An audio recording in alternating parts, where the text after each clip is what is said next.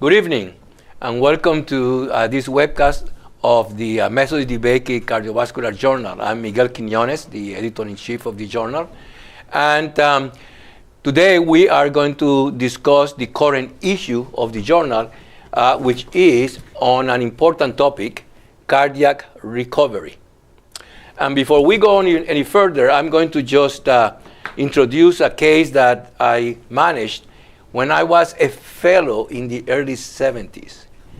And we had a young woman that had mitral stenosis, but she also had a cardiomyopathy with a very large heart by X-ray, and by end mode, she had a very reduced shortening fraction.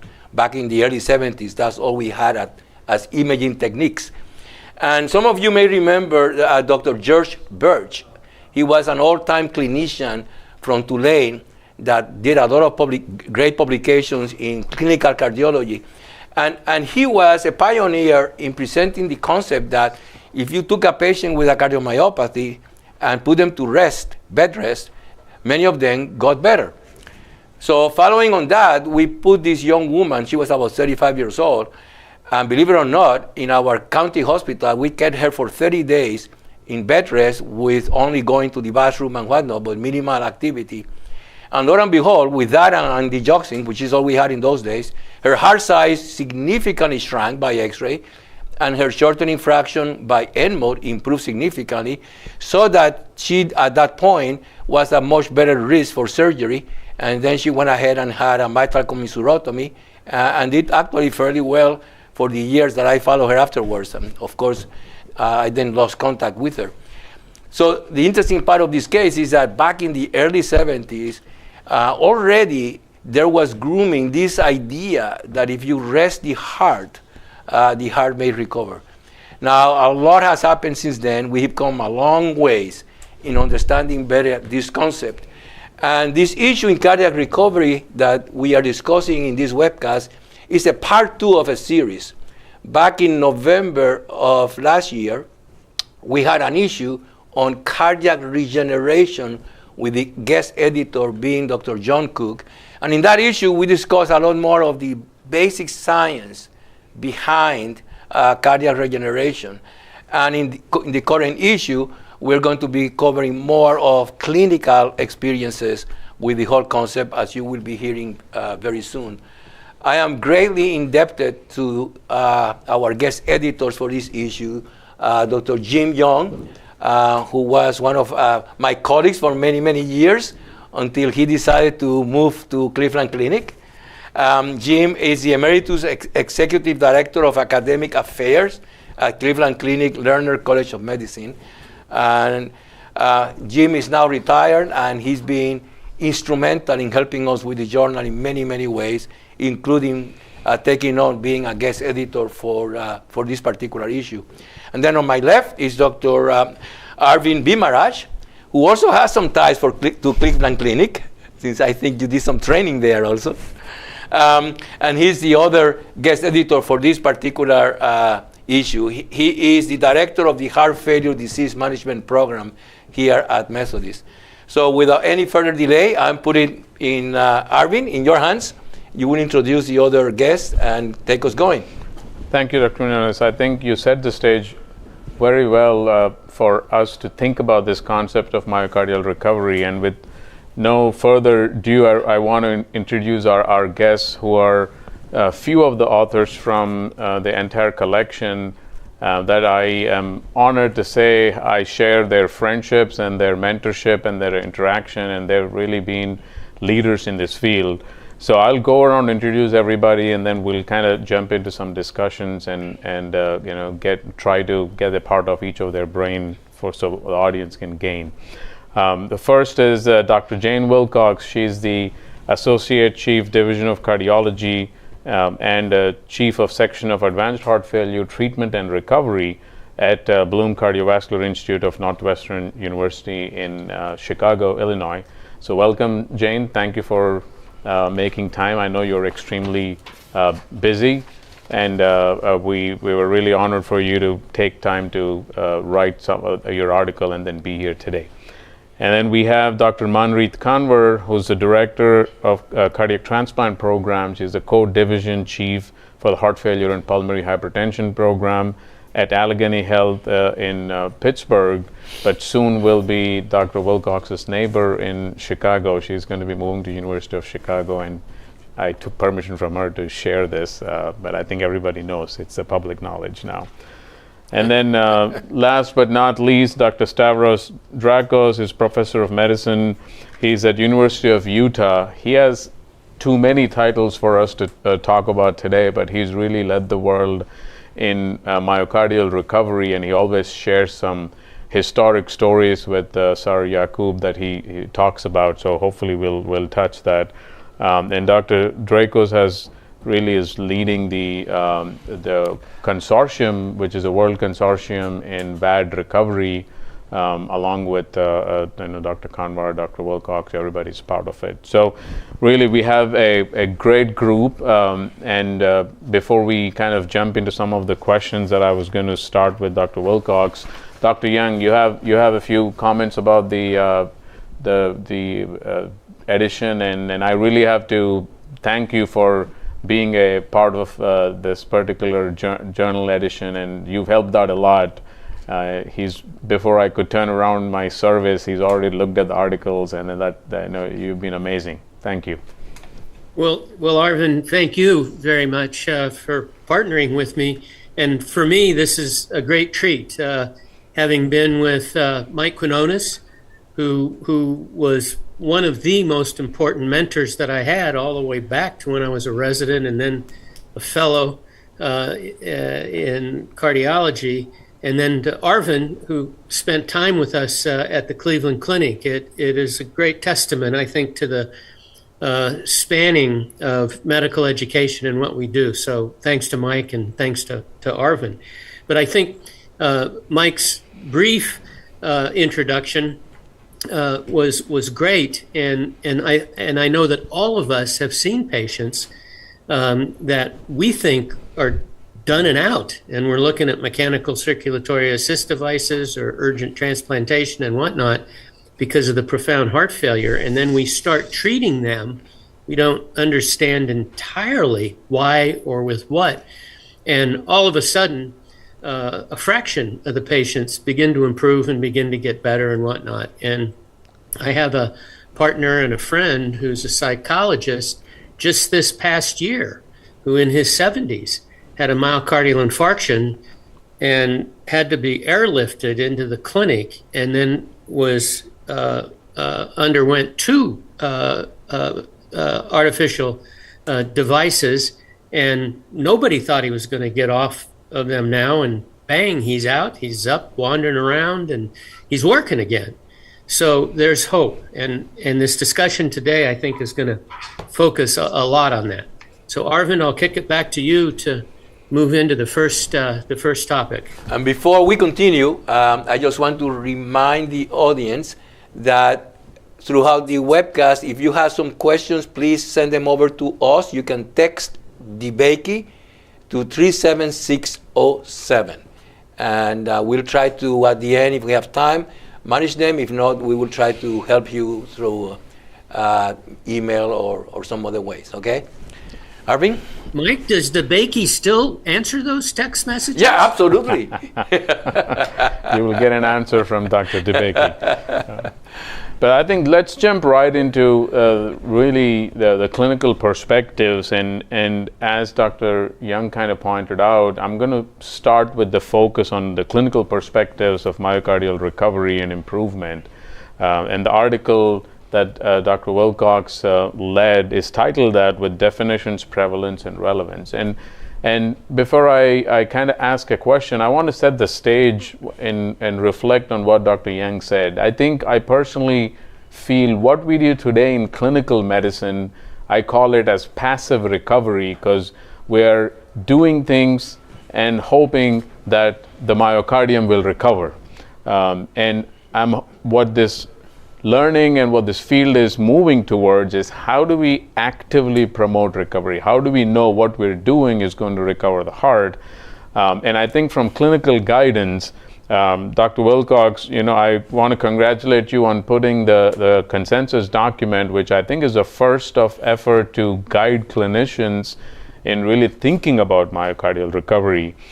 So how would you guide people who are seeing newly diagnosed heart failure to think about myocardial recovery and then aim for it for a HFrEF patient? That's a great question, Dr. Bimaraj, and thank you for the invitation to be part of this really outstanding issue.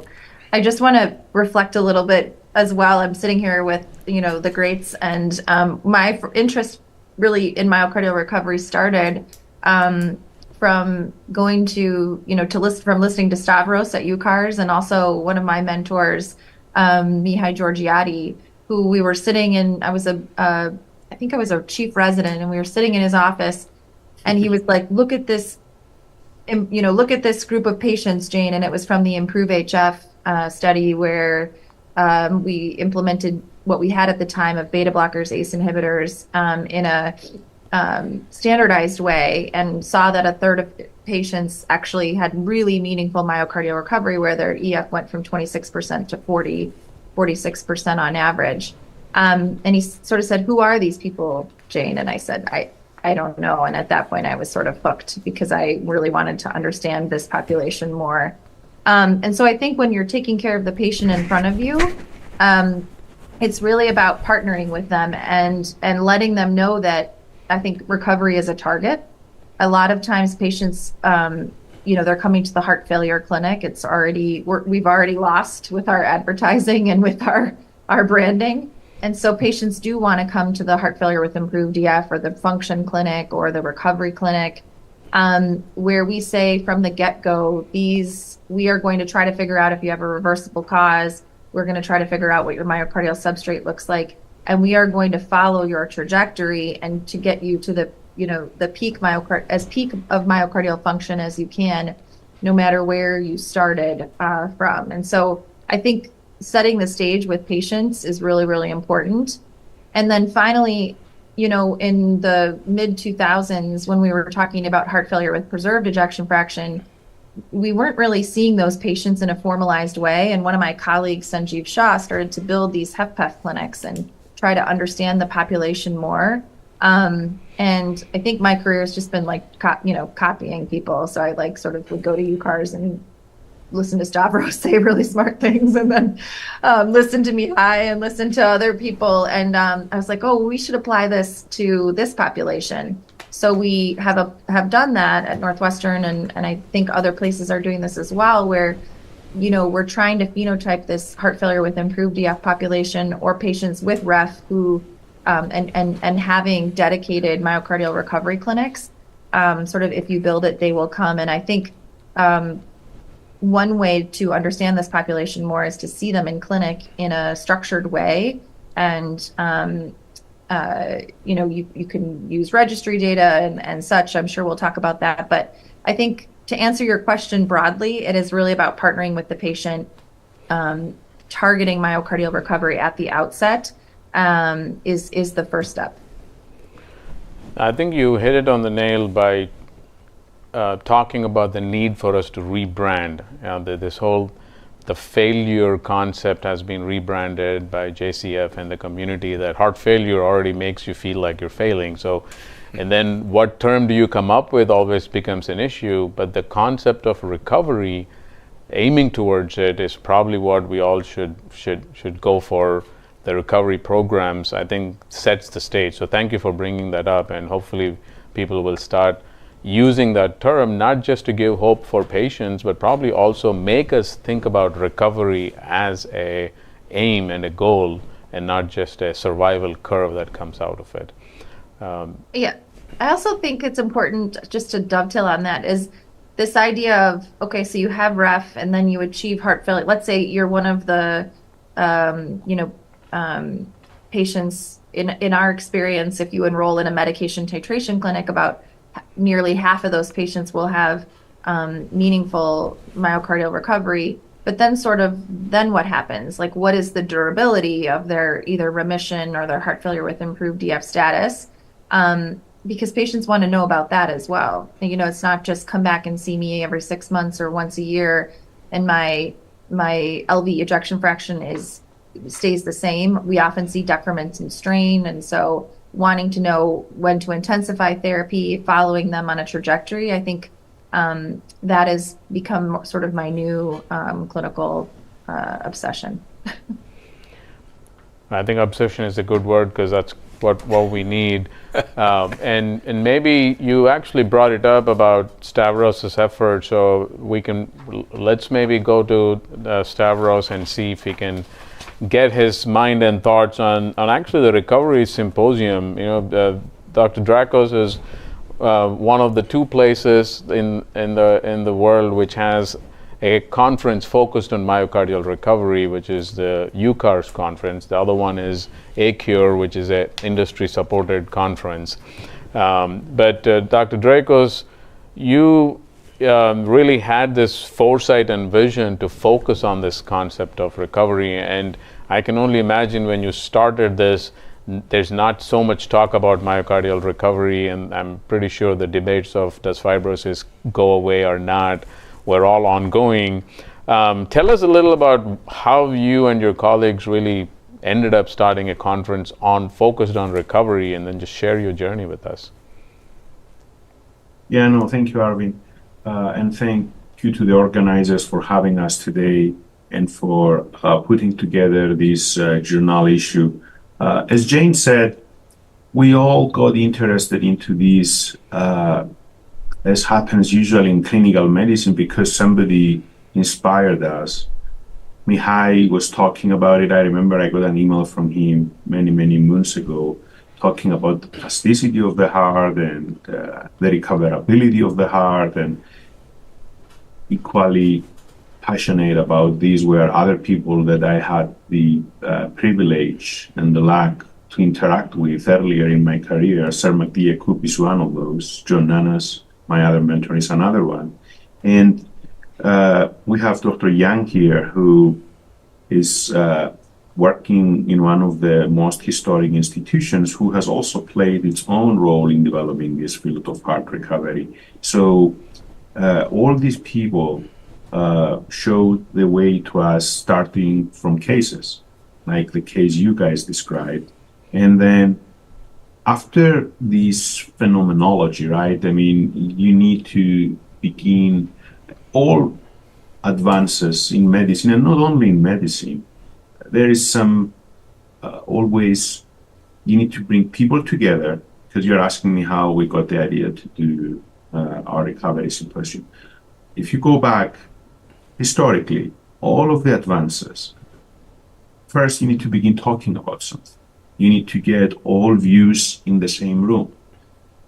Sometimes we think that some things are right and they may be wrong, or there's a spectrum, right? It's not all or none. And unless you get everybody and you hear things from others and you synthesize, that's the only way to move the field forward. Every time we do a symposium, we all get wiser. And this is why we started it. And this is why every year we try with our planning committee to go find people that they may bring new ideas, and sometimes even questioning some of the paradigms. And that's the whole idea, to begin understanding better. I think that the goal we had when we started the symposium, which was to get the people together to see where we are, what are the gaps in knowledge, what are the missed opportunities, where we need to go. I think that to a degree, these goals have been achieved. Nowadays, as you mentioned, because of this forum and other forums, we have a consortium of sites now that they're looking into these things in a more systematic way. We're looking into defining what the phenomena are. We're looking into how to predict.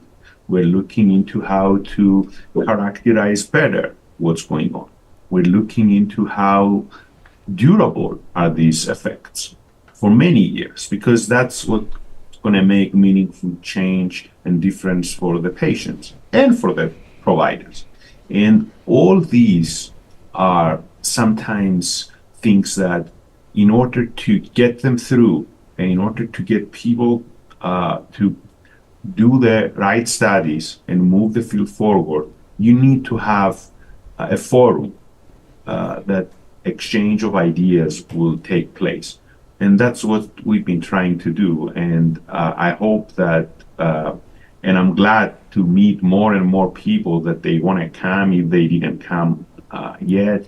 And with the technology now, as you're doing here today, we can virtually disseminate this information every year to more than 1,000 people, so we can get more people interested and help us also understand things better. Yeah, and I think I want to inform our viewers that we captured the essence of the conference this year in the article that I had the pleasure of co-writing with Dr. Stavros and our team, and it talks about the article talks about the messages and themes into this year's conference. So I would encourage individuals to kind of read about it, and really latest and greatest has been presented in that particular conference. Dr. Young, over to you.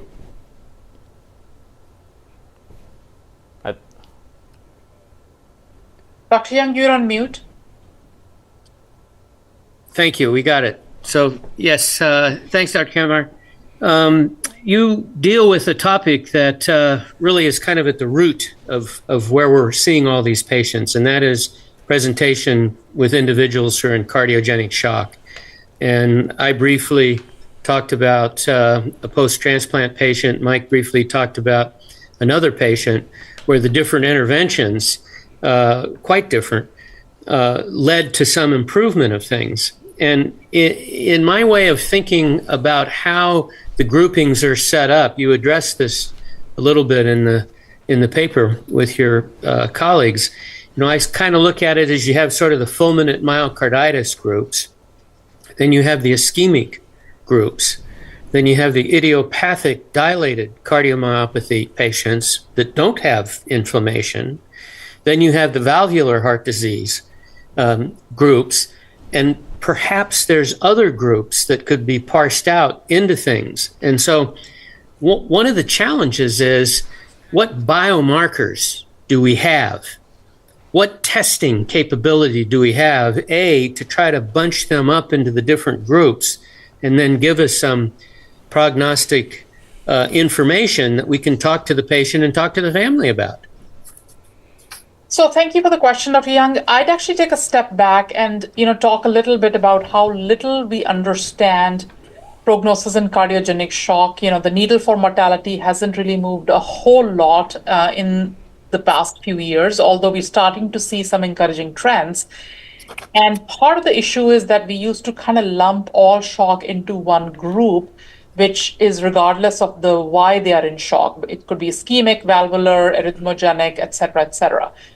And what we learned from the few RCTs and the data that we had, which was primarily done in the ischemic cardiomyopathy world, we tried to extrapolate it and apply it to everybody else in cardiogenic shock, and would be surprised when things didn't go our way. So we know so much about recovery, and we know, I think, even less about recovery in cardiogenic shock. In fact, it took us so many years to come up even with the vocabulary of cardiogenic shock in terms of its severity, its sky staging, et cetera, which is, I think, the first step forward. And now talking about what is recovery in shock, because I think personally recovery in shock is beyond just myocardial or LVEF improvement, because there's that, and then there is recovering the patient that has the heart that had the myocardial recovery going on. So we're actually now working on trying to figure out, how do you define success in shock? And of course, step one is to recover the patient enough to be discharged alive without advanced options. So I think the crux of your question lies and the answer of it is in the why they are in shock. As far as their phenotyping is concerned, if they've been, this is de novo heart failure or something from a reversible etiology, they're going to have a very different prognosis than if they're end-stage heart failure coming in with their nth decompensation. So I think biomarkers specifically, we don't know yet beyond our usual friends and allies, which are NT-proBNP and troponin, which again have never been specifically looked at in terms of prognosis in shock. They're usually, alarmingly high, but we don't really know what that means in terms of whether they'll recover or not. And of course, there's newer biomarkers which are being evaluated by different groups, including UTA, IL-6, ST2, etc. But we don't have the biomarker to say if you test this and it's elevated or normal, it'll tell you if this patient will recover. At this point, our best strategy is to put the whole picture together: the patient phenotype, their age, why they are in shock, whether it's reversible, whether they have been in heart failure in the past, whether they failed medical therapy, or is this their first tryst with low EF, and then put all of this into the context to say who is likely to recover. So classic example would be a younger patient who's not had long-standing heart failure, who maybe had a tipping point from arrhythmia or myocardial infarction or something else that we could potentially reverse, or even myocarditis. And then we work rapidly towards trying to reverse the why using things like biomarkers, but also our pulse pressure, variation, or are they able to tolerate any meaningful GDMT, or are they stuck on a temporary MCS and unable to be weaned? So right now, the answer is it's more complex than one or two biomarkers telling us. Of course, we check troponins and proBNP, but whether there's a cutoff that will tell me this patient will recover or not, I don't think we understand that yet. I think that's a very good point. And one of my frustrations still is that we just don't have, the CPK marker or the other ones that you mentioned. And hopefully down the road, as we get more sophisticated about why some cells recover and other cells don't, it's going to change how then we treat things. And to that point, I've always been concerned about the idiopathic dilated congestive cardiomyopathy patient as you compare them with some of the other entities that cause cardiogenic shock, not being as likely to improve as someone with a lot of ischemia that you can revascularize, for example. What are your thoughts on the different groups and comparing the different groups? Sure. I think even within that comparison, whether it's idiopathic dilated versus ischemic, and within ischemic, is it reversible ischemia or is it infarcted ischemia?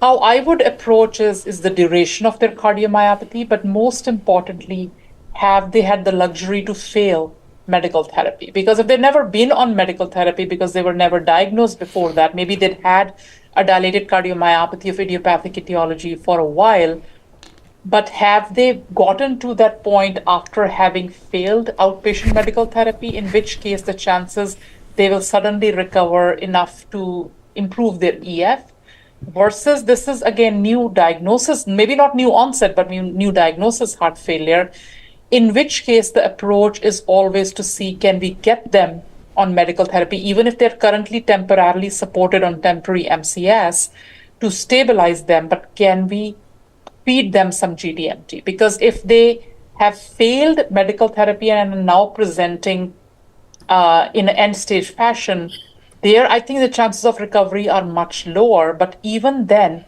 I would say, has their LV had the luxury to decongest systematically for a long period of time? Because we do see these patients are the ones, if we put a durable LVAD in them, meaningfully unload their LV, add GDMT, and give them the right environment, even they start to recover. So I think the duration of their cardiomyopathy and whether they have failed GDMT before they were subjected to, the cardiogenic shock pathway versus this is new onset plays a lot of difference here. Would you agree, Stavros? Yes, Yeah, absolutely. I think that exactly how you describe it is, I think, what's going on. Another issue that is related to what Manrit said is the duration of disease and the duration. I mean, in the natural history of the disease, we now know from clinical and biological data that were generated by many centers. And it also makes sense if you think about it, that the recoverability has a linear correlation with how advanced is your disease. To say it in simple words, if you have a burned out cardiomyopathy, super dilated heart, very fibrotic, very hypertrophic, the cells may be thinned out on the walls, but the cells are still hypertrophic, the recoverability of this ventricle is going to be smaller. Now, from different etiologies, the plasticity or elasticity or recoverability, if we can use this word, changes. And we're trying to understand this from the consortium we have now. But because the question started from the cardiogenic shock, there are cardiogenic shock patients that they don't have a chronic disease, that they were acutely in shock because of an acute MI, like what Dr. Yang said, or because they had an acute myocarditis. This substrate is better to recover versus patients that, as Dr. Kanwer said, they are acute on chronic heart failure. And in these situations, you need to evaluate closely what is the substrate, how burnt out is this cardiomyopathy. And we are fortunate, after all these years and colleagues being interested, to have now under review a manuscript which is looking into a simple way to be able to tell and calculate the likelihood of a patient recovering their heart, looking at clinical characteristics that they reflect what we just discussed, some of the key factors that make you a candidate for recovery. And these characteristics we have presented, this is now work from 900 patients, are related to the duration of disease, number one. Number two, the etiology. We just talked about it. What is the etiology? Number three is the sex. And it seems from many studies now that female gender, female sex helps you recover more. And we know this from the GDMT, the HFrEF medications, from resynchronization therapy, from that. So it's consistent. And the fourth characteristic, it's the dilation of the heart, which, as we said, makes sense as well. And then you can calculate all the way from 1% to 70%. And this way you can go back to what Dr. Kanwer said, that you can risk stratify in the patients you have in front of you and make some better recommendations to them. They will make the decisions. I remember a couple of years ago when Dr. Kanwer and I were talking about a specific patient, we didn't really know what to tell the patient at that point in time, because the patients don't really understand the scores and the tiers and the studies. They just want to hear simple things, right? They are just dealing with their acuity of their situation, and they want to know, okay, should I go for a heart transplant now? We may be eligible to find it, especially with the new allocation of heart, within a couple of weeks now. Or if I have a high chance for recovery, should I wait and don't give up on my heart? Now we know that because of these multi-center studies, we can give them a number, 10%, 50%, 70%, and they can make their final decisions. This is what goes back to what you asked earlier, Arvind, about what was one of the benefits of getting people together. Each side by its own could have never achieved to advance the field in that way. We didn't have the numbers, we didn't have the opportunity to create these cohorts, so we can learn and understand these better. Well, Manmeet, do you think that at some point in time we will have a better way to define the myocyte that once injured is capable of recovery versus the myocyte that is not capable of recovery and is on a dead end to fibrosis, and looking at the differences between myocardial recovery, myocardial regeneration, which are two totally different things that many of the articles have been focusing on. I was curious about your thoughts on that. So I would love to say an optimistic absolutely, but we are not there yet. It will take time and it will take patience, and we'll probably have to learn from our outpatients with chronic heart failure before we learn it in our cardiogenic shock patients, because as a field, we are very impatient. As soon as a shock patient comes in, now we first start thinking, are they transplant material, as opposed to how do I recover them? So I think once we kind of balance out our own expectations, let alone the patients, and start saying, we want to recover this patient primarily, and then if that is not an option, and that decision is not just based on my opinion, but some objective evidence of either biomarkers, their phenotyping, or maybe even a biopsy that will tell us this myocyte is beyond help versus this still has potential. And we put all that information together and say your chances of recovery from shock to a meaningful, outpatient course is XYZ. So one day for sure, I think that's the only sane path forward, because transplanting these patients, I think, robs them of the chance of recovery before they've had the luxury to fail that. I can step in for a second. I would like to stay on this subject, but so far, a lot of the discussion has been on very sick patients. Cardiogenic shock, you cannot be any sicker than that. So I like to, for the audience purpose and for my own purpose as a general cardiologist, tune in a little bit more into the outpatient.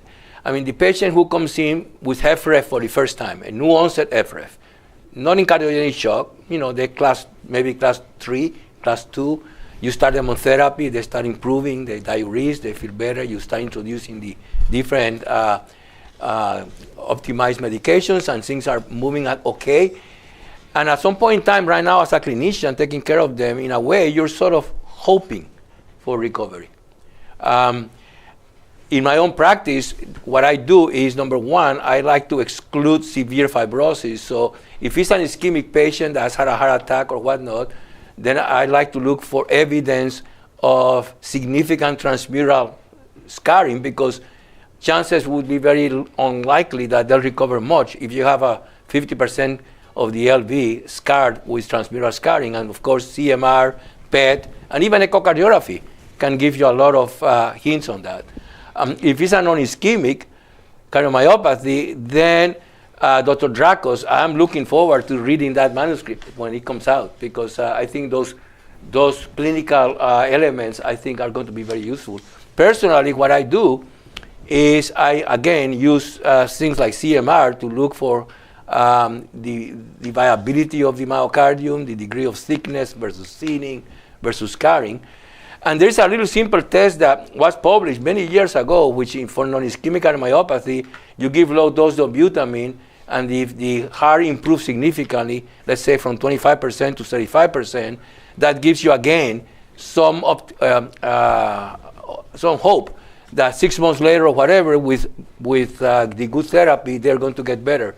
But still, most of the time, you sit with the patient and you tell them, this is what we're doing, and let's all hope that 6 months from now, you're going to be better, because we still don't have good markers. So my question to you all is not in the cardiogenic shock patient, but in this type of setting, what else can a general cardiologist clinician do to enhance Mike, that you're level showing of your optimism? age with your story about the dobutamine test. Do we still do that? This is for non-ischemic.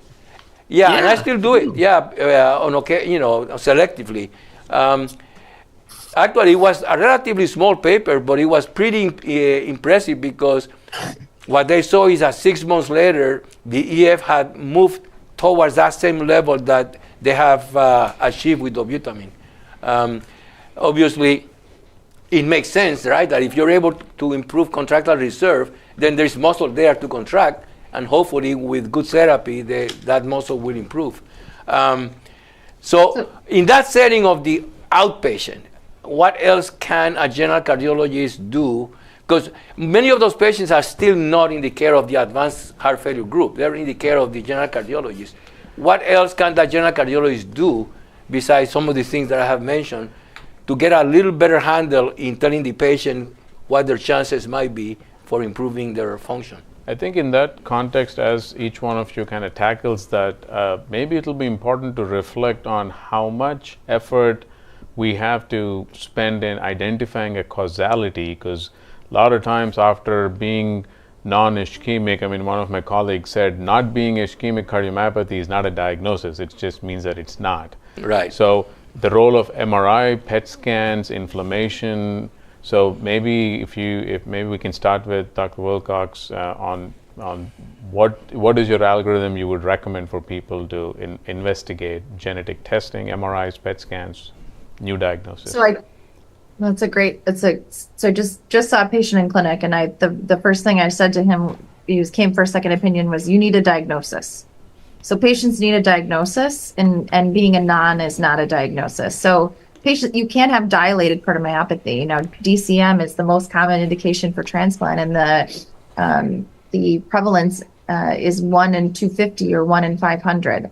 Up 40%, maybe more of DCM, or this has been published as part of the DCM precision medicine study, is inherited or familial mediated. And so genetic testing is absolutely a component. Looking for inflammatory conditions, so sarcoidosis, PET scans. You can do CT PET scans, and patients can have sarcoid plus a genetic mutation. So Occam's razor is not always the case; it can be Hickham's dictum.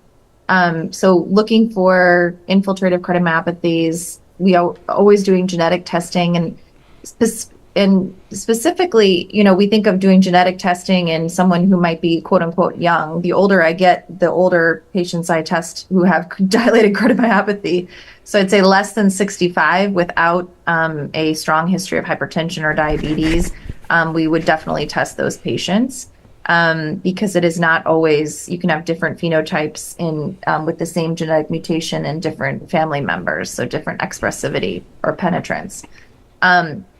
MR is incredibly useful to look for the pattern, the distribution of late gadolinium enhancement, whether it is true transmural or elevated extracellular volume, which may be more reversible. If it's a inferolateral basal scar, this is not an ischemic pattern. I see this all the time, especially women who may be carriers of X-linked, which is X-linked Duchenne's muscular dystrophy, or a DMD dystrophin or sarcoglycanopathy.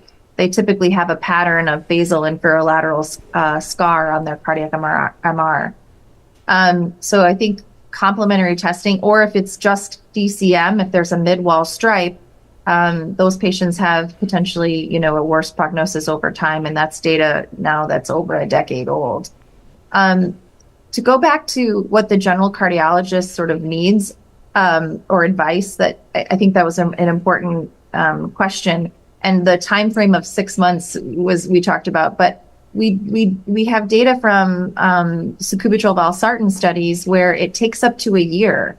Actually to see reverse remodeling. And some of those patients, up to a third of patients, can be reclassified to no longer needing an ICD. And I think, what we want to get away from is the practice of, we'll get 3 months of GDMT, we'll reassess with an echo, and if the EF is still less than 35, then that patient gets a defibrillator, and we're not really targeting myocardial recovery. We have patients who it may take 9 months or 12 months to have reverse remodeling. And so sometimes patients just need time to recover. So those are sort of my general comments. I'll stop there in the interest of time, but I'm happy to answer more, Arvind. So Jane, actually, I'm curious what your thoughts are. So let's say I am seeing somebody in the clinic, I've started them on GDMT. Is the ability to tolerate GDMT, does that tell us, is 100% going to recover more likely than not? I think so. Although I will say I just recovered a young kid he was de novo heart failure, but he was on 0.375 of milrinone. And it took me a while to get up his GDMT. He had an NT-pro of 6,000. And it took 6.5 months, but his EF is now 55%. And his NT-pro is 26. but I had him on 200 of metoprolol and then 97-103 of Entresto. It took a while to get to that point. It took probably 6-8 weeks to get him to that point. But had he not been able to tolerate that GDMT, he had a platform of milrinone and a life vest.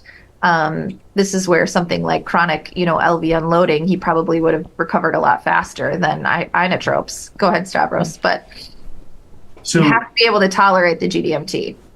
I really enjoyed the discussion and also the questions that Dr. Yang asked earlier in order to go to biological depth to see the point of no return, that you need to give up. But exactly what Jane just said now, if you are at earlier stages, at the outpatients, that was the question. I think practically talking, you have to try recovery with GDMT, even if you predict that these patients may not be a so-called responder, right? Because it's such a low bar to try the medications first, right? You need to give peace a chance, right? We need to give meds a chance first. There's no question before we move. The question becomes a little bit more tricky in the advanced stage is because at the advanced stage, you really are feeling that you may lose the game if you delay more. That's why it becomes the question about the point of no return, Dr. Yang, becomes so much more relevant when you're dealing with advanced end-stage patients and then the transplant is on the table, but this means that you give up on the recovery process. When you're earlier, as Jane said, even if the patient has a etiology or characteristics that may not make the patient as very, very high chance of recovery, you still are going to try GDMT. You have to try GDMT. And you have to try CRT if the patient meets the criteria for biventricular pacing.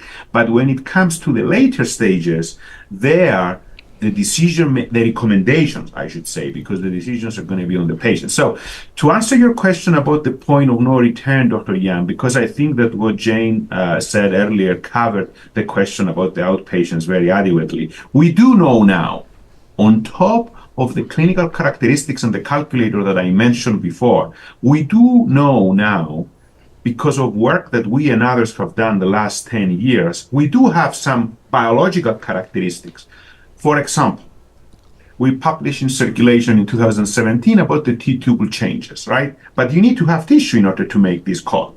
And it's not always easy to have tissue, but if you have tissue, we do know that a microstructural point of no return is when the T-tubules become like T-sheets. And from these patients, we saw that there's no way when you go, at least even with the studies we've done, right, with the VATS and everything, none of the patients that they had T-sheets remodeling of their T-tubules, right, could return back. Now, we measured these to be more simple in the blood, and we found TNF-alpha and interferon gamma. TNF-alpha was work that was done in Texas first, right, by Doug Mann, that these two biomarkers, and the more the fibrosis, the more the inflammatory burden of these two circulating biomarkers, the less the likelihood. So we do have some biomarker studies to guide us as well, and we do have some biological insights. We just published a couple of years ago a molecular signature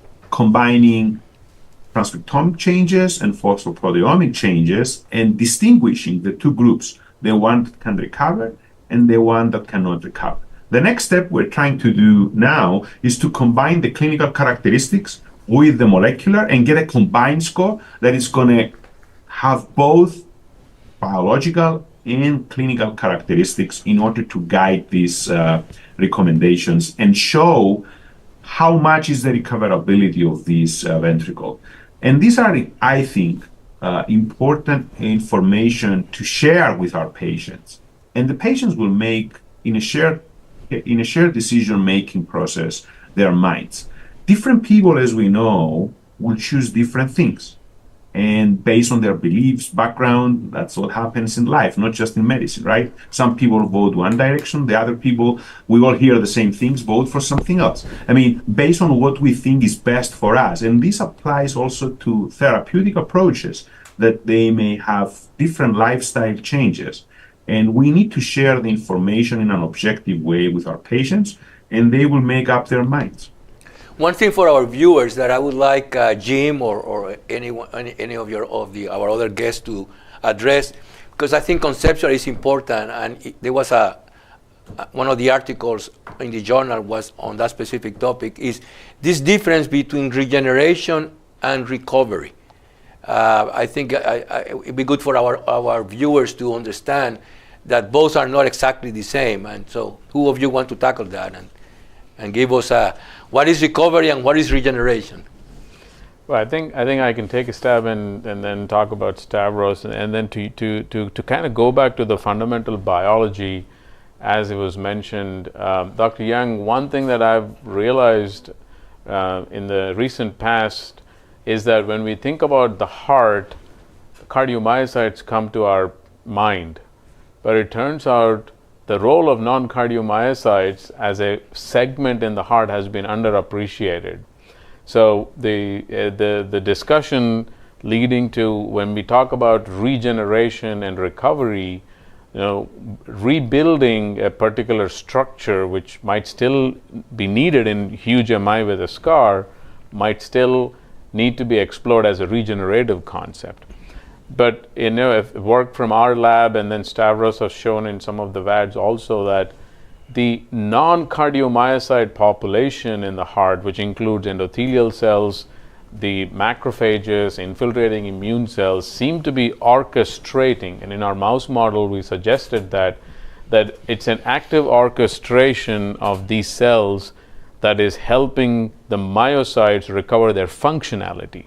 So I almost believe that in a heart, especially the non-ischemics, where a big chunk of the heart muscle is not dead, that the recoverability, apart from other factors we talked about, the length and the insult, there might be a genetic advantage of certain individuals to be able to recover. And I think hopefully our investigations leading to from the tissue that we get from the VADs will translate back into the ACC stage C patients that we can help.